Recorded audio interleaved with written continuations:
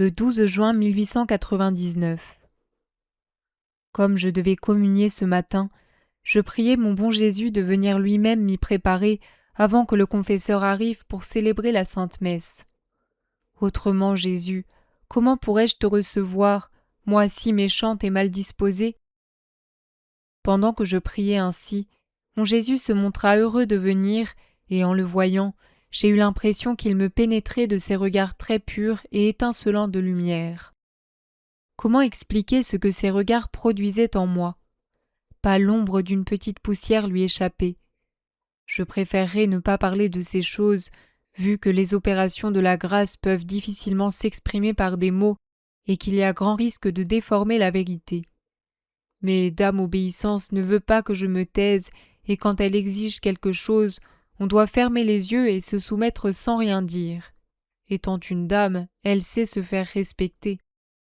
Je poursuis donc ma narration. Dès le premier regard de Jésus, je l'ai supplié de me purifier, et il m'a semblé que tout ce qui jetait une ombre sur mon âme fut balayé. À son deuxième regard, je lui ai demandé de m'illuminer.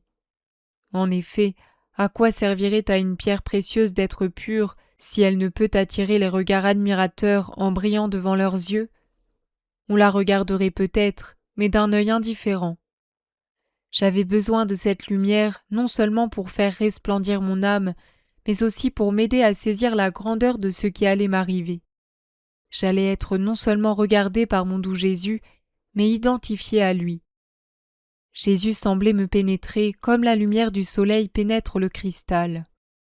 Ensuite, comme il me regardait toujours, je lui ai dit « Très aimable Jésus, puisqu'il t'a plu de me purifier puis de m'illuminer, sois gentil maintenant et sanctifie-moi.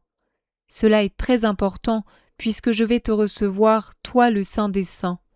Il n'est pas convenable que je sois si différente de toi. » Toujours aussi bienveillant envers sa misérable créature, Jésus prit mon âme dans ses mains créatrices et y fit des retouches un peu partout.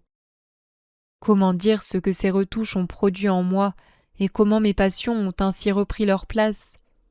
Sanctifié par ces touches divines, mes désirs, mes penchants, mes affections, les battements de mon cœur et tous mes sens furent complètement transformés et, sans se bousculer comme avant, ils formèrent une douce harmonie aux oreilles de mon cher Jésus. Ils étaient comme des rayons de lumière blessant son cœur adorable. Oh, comme il s'amusait et quels instants heureux j'ai savourés! Ah, j'ai expérimenté la paix des saints. Ce fut pour moi un paradis de joie et de délices. Ensuite, Jésus revêtit mon âme du manteau de la foi, de l'espérance et de la charité, en murmurant à mon oreille la façon de pratiquer ces vertus. Il poursuivit en me pénétrant d'un autre rayon de lumière qui me fit voir mon néant. Ah, j'avais l'impression de n'être qu'un grain de sable au fond d'un vaste océan, qui est Dieu, et ce grain de sable se dissolvait dans cette mer immense, c'est-à-dire en Dieu. Puis il m'a transporté hors de mon corps en me tenant dans ses bras et en murmurant sans cesse des actes de contrition pour mes péchés. Je me souviens seulement de m'être vu comme un abîme d'iniquité. Ah, Seigneur, combien j'ai été ingrate envers toi. Pendant ce temps, je regardais Jésus. Il portait la couronne d'épines sur sa tête. Je la lui enlevai en disant « Donne-moi les épines, ô Jésus, car je suis une pécheresse.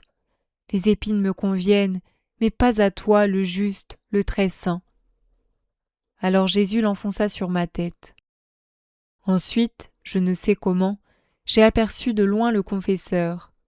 Aussitôt, j'ai prié Jésus d'aller le préparer lui aussi à la communion. Je crois qu'il y est allé, car peu après, il est revenu et m'a dit « Je désire que ta façon d'agir avec moi et avec le confesseur soit la même, et je veux la même chose en ce qui le concerne. Il doit te voir et te traiter comme si tu étais un autre moi-même, car tu es une victime comme je le fus. Je veux cela afin que tout soit purifié et que seul mon amour brille en toutes choses. » J'ai dit « Seigneur, cela me paraît impossible d'agir avec le confesseur comme je le fais avec toi, surtout en raison de mon instabilité. » Jésus reprit L'amour vrai fait disparaître toutes les aspérités et avec une maîtrise enchanteresse, il laisse briller Dieu seul en toutes choses. Ensuite, le confesseur est venu m'appeler à l'obéissance.